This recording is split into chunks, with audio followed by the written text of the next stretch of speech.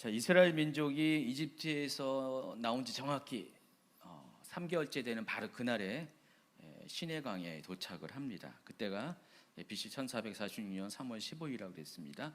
물론 종교력으로 따지는 날짜고요. 이때가 지금 한 요한때쯤 될 것 같아요. 6월 정도. 이때 이들이 시내 강야에 이르게 되었습니다. 여러분 생각해 보세요. 6월 정도에 강야에 이뤘다. 날씨가 참 좋겠죠?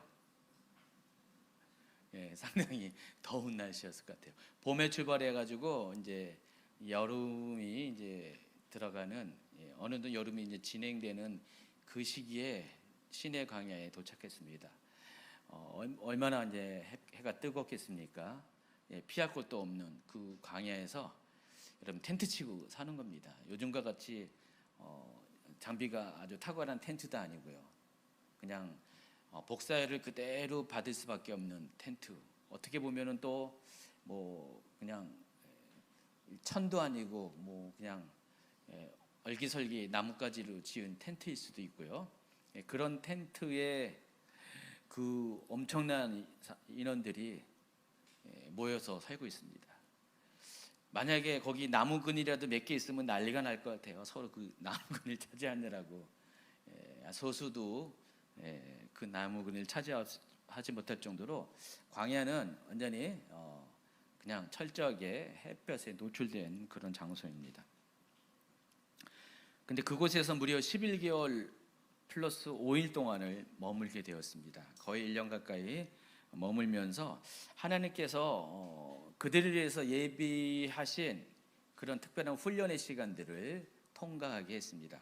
그래서 이제 결과적으로 그들이 통과한 그런 내용들을 보니까 먼저는 하나님과 언약을 맺고요. 또 십계명과 율법을 수여받고 또 성막을 건립하고 하나님께서 제사제도와 절기제도를 가르쳐 주셨고요.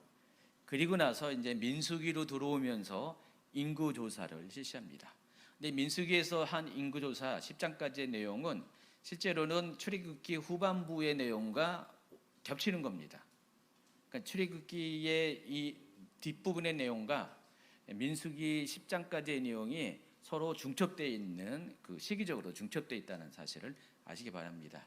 제가 옛날에 연대기 강의 이제 자료를 보니까 그래서 1장부터 10장 초반까지 강의 기록이 없어요. 제가 연대기 강의 할 때 그 강의를 안 했어요. 왜냐하면 연대기 강의는 그냥 순서적으로 시간 순서적으로 진행된 성경의 사건을 본문 삼아 가지고 강의를 했기 때문에 이미 출애굽기에서 이미 다뤘던 내용이라서 안 다뤘던 것 같아요. 근데 실질적으로 제가 지금 민수기를 하다 보니까 너무나 중요한 내용들이 참 많이 있는 것 같습니다.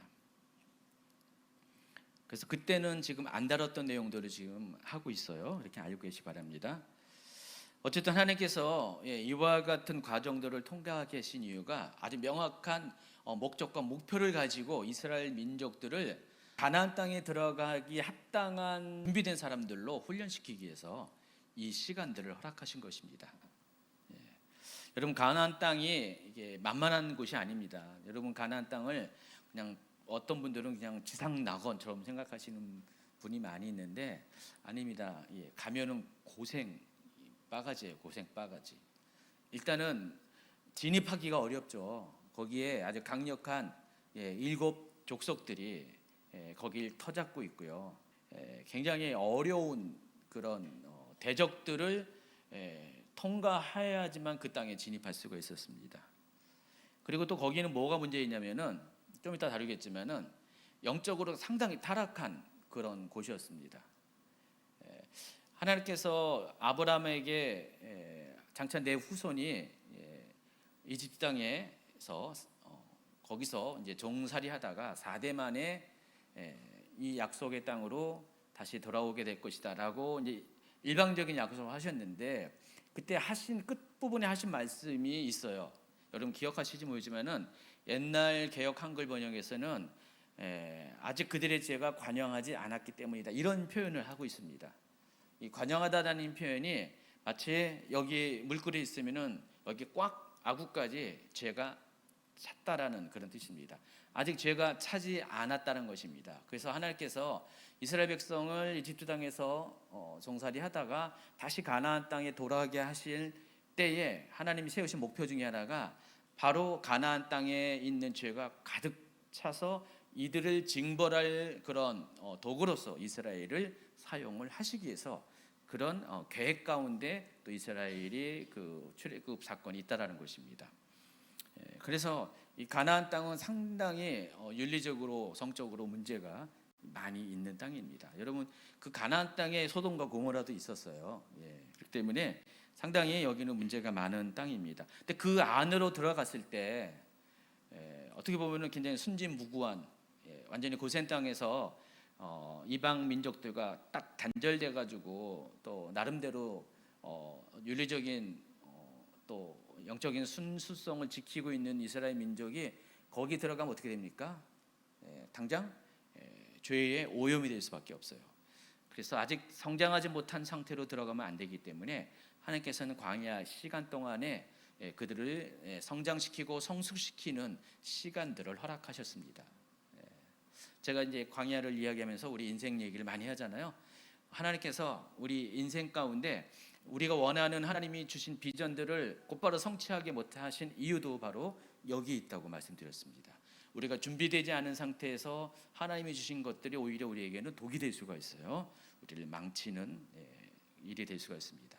어떤 분들에게는 하나님이 정말 재물 얻을 능을 주셨지만은 아직은 그 능력이 펼쳐지지 않는 이유는 그 능력을 미리 줬다가는 그 축복을 미리 줬다가는 그 재정 때문에 인생을 망칠 수가 있어요. 믿음도 망칠 수가 있기 때문에 자 모든 것들이 다 때가 있습니다. 하나님의 때가 있고요. 그것이 그 카이로스의 때가 우리의 일생 가운데 크로노스의 시간과 딱 맞아지는 그 순간이 하나님이 역사하는 시간이고 그때야말로 하나님께서 우리를 향한 세우신 계획들이 성취된 시간입니다. 그래서 여러분 이제 가나안 땅의 7 족속에 대해서 많이 들어봤을 겁니다. 가나안 땅의 7 족속이 각각 의미하는 영적인 그 백그라운드가 있죠. 그거는 다 지금 얘기를 못 하겠지만은 여러분 다 아시는 내용입니다. 그게 우리 실은 성도들 안에 있는 내면 안에 있는 영적인 상태를 의미합니다. 우리 안에 있는 내면에 있는 상태가 가나안 땅에 있는 부족들의 이름과 또 매치가 된다라는 것입니다. 자, 이와 같은 까닭으로 인해 하나님께서는 이스라엘 민족을 가나안 땅에 곧바로 들어가지 않게 하셨고 일련의 준비 과정들을 통과하고 성장한 자가 되었을 때, 성숙한 자가 되었을 때, 그 땅에 들어갈 준비가 되었을 때 비로소 진입하게 하신다는 것입니다. 하나님과 언약을 체결하고 십계명과 율법을 수요하고 성막을 건립하고 제사제도와 절기제도를 전수한 내용은 출애굽기에서 다뤘고요. 민수기에서부터는 인구조사를 실시하는 것부터 시작이 됩니다. 그래서 지난 시간까지 우리가 1장부터 4장까지 인구조사에 관한 이야기를 쭉 다루었고요. 또 특히 지난주에는 이스라엘 민족이 이제 행군을 해야 되잖아요. 이제 가나안 땅으로 들어갈 때 하나님께서 어떻게 진을 구성하고 어떻게 대열을 구성하면서 이동할 수 있는가 그 부분까지 다루어 드렸습니다. 오늘부터 다뤄드리는 5장부터 10장까지는 아마 3번, 4번의 강의에 걸쳐서 다루게 될 건데 인구조사 이후 강야를 출발하기 전 준비해야 될 또 다른 과정들이 추가적으로 소개됩니다. 인구조사는 이미 다루었기 때문에 여러분 강의안만 참조하시고요. 그래서 5장부터 10장까지에서 하나님께서 이스라엘 민족에게 준비시키는 내용이 초점이 있어요. 핵심적인 그 초점이 뭐냐? 거룩한 백성으로 준비되는 그 성결의 과정들, 계속해서 이스라엘 백성의 안에 있는 성결치 못한 부분들을 다루시고 죄를 다루시고 제거하게 하시고 성결한 상태로 점점 만들어가는 과정이 5장부터 10장까지의 내용 가운데 기록되어 있다는 것입니다. 여러분 좀 전에 말씀드린 것처럼 가나안 땅의 7 족속과의 싸움은 그냥 육적인 싸움도 있지만은 알고 보면 영적인 싸움이거든요.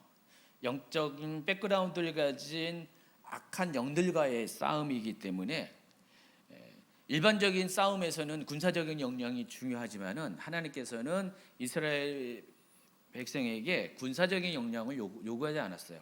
잘 보시면 알겠지만, 성경을 보시면 알겠지만, 하나님께서 뭐 모세와 또 여호수아를 통해서 무슨 어떤 군사적인 훈련을 하라 가르치지 않았습니다. 대신에 그들을 점점 더 하나님 말씀과 또 영성 안에서 더 순결한 백성이 될 수 있는 그런 쪽으로 자꾸만 하나님 이끌어 가십니다. 그래서 가나안 민족과의 싸움은 하나님이 싸워 주시는 것이지 이스라엘이 싸우는 게 아니에요. 그리고 그 땅에서의 싸움은 영적 전쟁이 백그라운드가 되는 싸움이기 때문에 하나님께서는 점점 영적인 순결을 강조해서 성결한 군대가 되게 한 후에, 거룩한 군대가 되게 한 후에 전쟁에 임하게 한다는 것입니다. 그래서 5장부터 10장 10절까지는 다음과 같은 내용들이 기록되어 있습니다. 첫 번째는 부정으로부터의 성별, 오늘 다뤄드릴 거고요. 두 번째는 나실인 규정이 있고요. 세 번째는 제사장의 축복문, 여기까지 오늘 다뤄드릴 것입니다. 그리고 7장이면은 12지파 족장이 드린 예물에 대해서 소개하고 있고요.